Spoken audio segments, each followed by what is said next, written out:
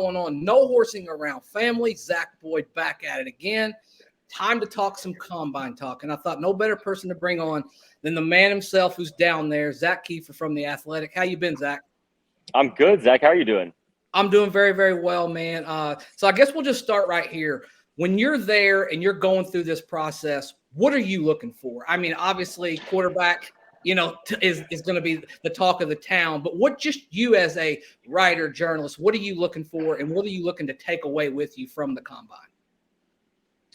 Yeah, I've learned this over the years. So much of the combine is not about the interviews at the podium or what you see on the field or how much they can bench press.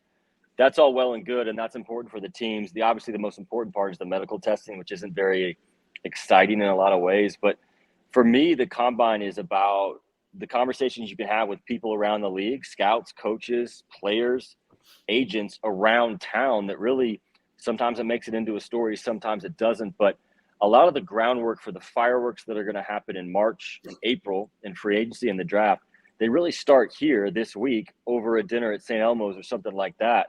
And some of that gets reported this week, but a lot of that gets reported over the next couple months. Yeah, I mean, it should be fascinating to see how things unfold. And like I said, we're going to talk about the quarterback position ad nauseum if we already haven't, especially on this podcast. Second question for you would be just your initial thoughts on the coaching staff that they're putting together. I know you haven't had a real good chance to meet everybody on a personal level yet, but just your initial reaction and thoughts of the coaching staff as it's just about to come all the way together. Yeah, I know they were trying to get this done before the combine, but they also didn't want to rush it, right? And Shane Steichen's going to be asked a lot of questions tomorrow about his coaching staff. I do know that he thought really highly of Gus Bradley. There were as many as 4 candidates during the coaching search who basically said, we want Gus Bradley to stay. And I know the Colts wanted Gus Bradley to stay, so that shouldn't come as a surprise. Ron Miles will be back to coach the secondary. Richard Smith, linebackers. Nate Ollie, defensive line. The movement's obviously on offense, and frankly, they needed to have some different voices on offense. I like the hire of Tom Manning a lot for the tight ends. Look, they need a lot of help on offense, right? We know that the quarterback position is going to be most important. I feel like that's going to be Steichen's baby. But with Tom Manning, you get a really, really good coach who moved into the college ranks after previously stepping in with the Colts. And I just like him a lot for Jelani Woods and Alec Ogletree's development. I think those guys could be really good players. I know that might sound crazy after the season the Colts came off, but I thought that Jelani showed a lot late in the season that you really like. And you can't teach 6'7". Like, you can't teach that kind of size. So that's the hire I really like. I don't know much about Tony Sperano Jr. He's been basically a career-long assistant. But, everybody listening knows how important that hire is on the offensive line. Comes from a good pedigree. But the QB situation is going to be really fascinating. And then Jim Bob Cooter as the OC, working with Steichen, that was a plan that he had. I'm anxious to hear what Jim Bob Cooter has to say. We won't hear from him this week. We should hear from him at some point in March. What do you want the system to look like? Because everything, as you know, is going to be geared around building a position of support around that rookie quarterback. Yeah, I mean, one thing that I really took away from that Shane Steichen initial presser, Zach, was, he said we're gonna pass to score points and run to win football games, which seems like a pretty modern NFL recipe. That being said, do you think that they should have a little bit of a different approach when it comes to going out there and just getting whomever's going to be their quarterback, the rookie quarterback, some more weapons? Because we've seen across the league that it takes more than just one wide receiver. It takes multiple options on that offensive side. No bigger example than the final 4 teams in the playoffs this year. Do you expect them to maybe go a little bit out of Chris Ballard's character and maybe dip a little bit in the free agency pool? I think it's time to. I think it's time to not necessarily blow up your approach, but Ballard promised to look at every inch of his operation and his approach because it was flawed, right? I mean, inherently, when you go 4-12, something went really wrong. And this failure of this season was not solely on the quarterback. It wasn't on Matt Ryan, and it wasn't on Nick Foles, and it wasn't on Sam Ehlinger alone. We all watched the games. And I think when you talk about adding a weapon on offense, I'm all for that, man. And a weapon doesn't need to be a wide receiver, although I think it should be. If you bring back Paris Campbell, I would add another one.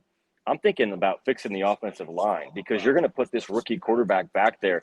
And when I think about weapons and making his life easier, because this guy's not going to be Andrew Luck and he's not going to be Peyton Manning and just walk in and be able to be a Pro Bowl level player right away, right? That Andrew was a Pro Bowler as a rookie. That's abnormal. That's not going to happen with whoever they end up with after April 27th, first round. So I think you need to re-sign Jonathan Taylor, give him a weapon, one of the best weapons in the league, to make his life easier. And then secondly, I go pay for a right guard. I go sign a right guard. If you have to pay good money, do it. You can't have this guy running behind an offensive line that's falling apart every 5 minutes. And they gave up 60 sacks last year. And you could break this kid. You could break this kid if he has to run around like Matt Ryan and Ellinger and Nick Foles did last year. I mean, we nearly saw Nick Foles not get up from the field in the Meadowlands in January. And Matt Ryan took a punishing season. So it's not just who you draft at quarterback, but it's what's around him, like you mentioned. And they need to get better in a lot of areas on offense. Yeah, there's no doubt about it. Isaac Seumalo from the Philadelphia Eagles, might be a great guy in the run game. Call and say, hey, I know him. I don't have to do any guesswork here. Maybe you bring a guy like that in, and you're going to pay him regardless. That's free agency. That's the game you play, but that's just how it goes in the modern NFL. Just a question for you. I was listening to Dane Brugler the other day, and he said there's a handful of teams when it comes to Bryce Young, just because of the metrics, the size and the build and all that they just will not draft him. I'll be honest with you, as a Colts podcaster, a Colts YouTuber, the first thought I thought was, that's Chris Ballard. Like that feels like Chris Ballard. Yeah, your stuff. Do you have any pulse, any feeling of if he would shy away from a guy like that? Or is this going to be more of a collaborative decision between Steichen and Ballard that might be a really open-ended conversation up to day of draft? It has to be. It has to be a collaborative decision. And whether they're willing to say this or not, this is why he was hired. Yeah. Steichen came in here and said in his interview, I can groom a rookie quarterback. This is my plan. This is the process. It's not going to happen overnight, but this is not about 2023. This is about the next 10 years of the franchise. And if you have a down year in 23, that's fine. But it's not worth it to rush the quarterback into a situation he's not ready. And to answer your question, yeah, Chris is a traits guy. Ballard is a traits guy. He had to be talked into trading for Kenny Moore, into signing Kenny Moore, because he wasn't 5'10". And Kenny's a football player, man. Like, he can play. And I think everyone knows that. And Chris had to be talked into that. So he likes his size. He likes his length. He likes his speed.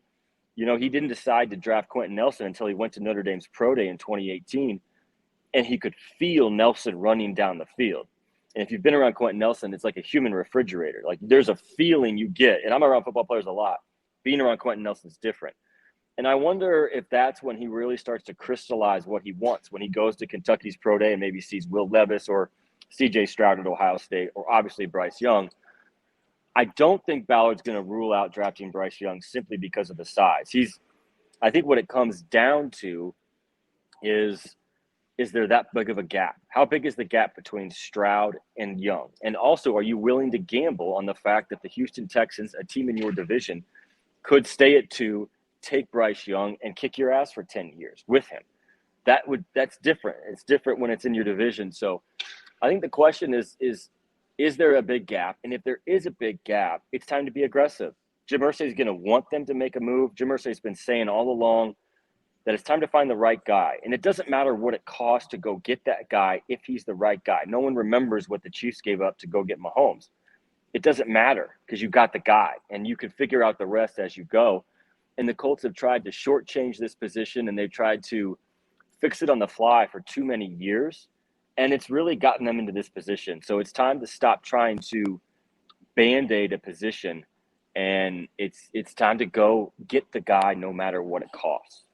Yeah, I mean, let's kind of double down on that a little bit. Your confidence level on Chris Ballard, his willingness. Now, he's told us for multiple years, if there were the guy, he would be willing to do that type of deal. I think his words move heaven and earth. Someone asked that question, at the presser. Just confidence level with Chris Ballard. Do you feel like that's the type of move that he would be willing to make if he did, definitively find his guy? Or do you think he just thinks, man, I love those draft picks and somebody's going to fall to me and let the chips fall where they may, which to me is a really, really not a great choice when you're going right down to it. And you mentioned the Texans a second ago. Would be nice to get somebody ahead of them, huh? Yeah, and I was just talking to some of the guys who cover the Bears, and it's like the Bears have a ton of money and they have a ton of needs on defense, and the Colts have some pieces that would be interesting to them. It's an obvious reason as to Matt Eberflus being there and wanting to get better. And they have the number one pick, and I think if the Bears stay with Justin Fields, I think it's a move you got to make. You can't take any chances with this decision. This is partly the Colts' own fault because they have boxed themselves in with so many short-term moves that have busted on them.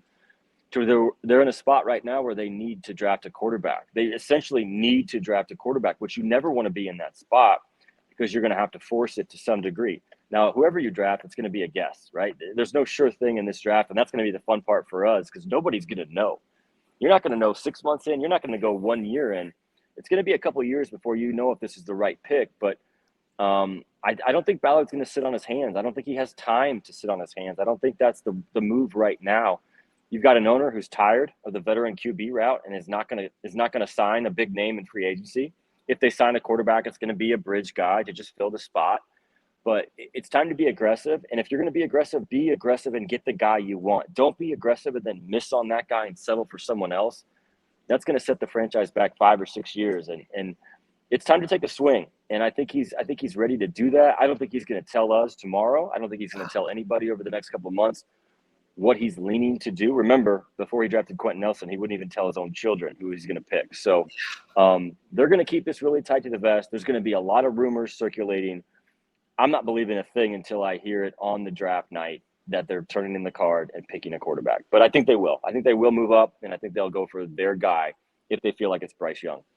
Yeah, I say this: trade up, pick the right guy, and 5 years from now, no one's ever even going to care about what you gave up to get that guy, right? Because I mean that position. The only thing people are going to care about is if you don't trade up and that guy kills you. Like if it's Bryce Young and he goes to Houston and they beat you once or twice every year for 10 years, Colts fans will never forget about that.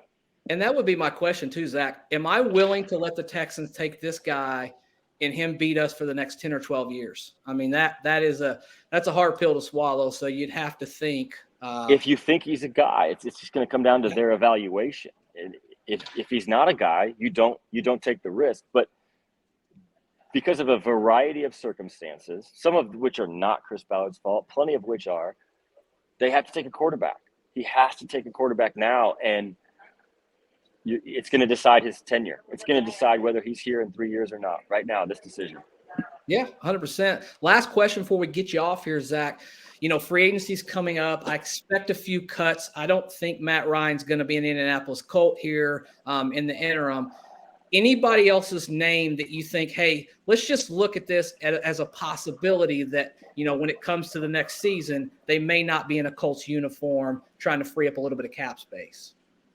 Yeah, they need to free some space up. They're going to cut Matt Ryan. I just can't see them keeping him on. He's $35 million against the cap, and you don't pay that for a guy unless he's a star quarterback, and I don't think he's the guy. I think it's pretty obvious. They're going to have to cut him because they moved a lot of the money back into this coming season. So they're going to eat that. I would expect them to cut Nick Foles as well. That frees up a little bit, not significant amount, but enough. And to be honest, what do you do with Ryan Kelly? I mean, I know they like him in the organization. They think really highly of him, but his play regressed in 2022. There's no doubt about it. Ryan told us that. And you could save a nice chunk of the salary cap if you move him. But again, you're not going to do that unless you have a plan at center. And is Danny Pinter going to step in? And yeah, you've liked what you've seen from Danny Pinter at center, but that's 1 game, 2 games. It's different when it's 17 games. So Ryan Kelly, I wouldn't stun me. I think they've had that conversation before. Kenny Moore is an obvious answer. Kenny peeled back the curtain at the end of the season and basically said he didn't click with the defensive coordinator, Gus Bradley. He didn't like it here. He didn't produce. These are his words. He's got 1 year left on his deal. He might be a trade candidate if you can get a late round pick back because the team's not inheriting more than 1 year's salary. He wants to go to Chicago. It's not a secret. I think a lot of these guys still have a very high opinion of Matt Eberflus, and Fluss needs some talent on defense over there. That makes sense. I think those 2 names pop to the front of my mind. Ryan Kelly, maybe Kenny Moore probably is more likely. Yeah, man, it should be interesting. Well, Zach, we want to appreciate you taking a few seconds to hop on here and give us a little bit of insight. Quick question. Are we going to have a new name for the pod here coming up in the interim? I know you and James do a great job. You just going to Man, roll we're recording on Thursday, or? so I got to think of one. I'm going to give James the decision, man. I'm going to let him make the call because I don't know. 1% Better had a good run, but it's his time. So I don't know. What you got a good suggestion for us? Hey, I told him when he was on my pod a couple of weeks ago, I said, you got to go with from Saturday to Sundays, man. I mean, I just thought, Well, Saturday's gone, so man. Yeah, you might not want to throw that in there. I don't know how many fans would like that one. But. Yeah, absolutely. Well, Zach, we appreciate you as always, man. Thanks for hopping on and have a good time down there at the Combine. Thanks, Zach. Absolutely.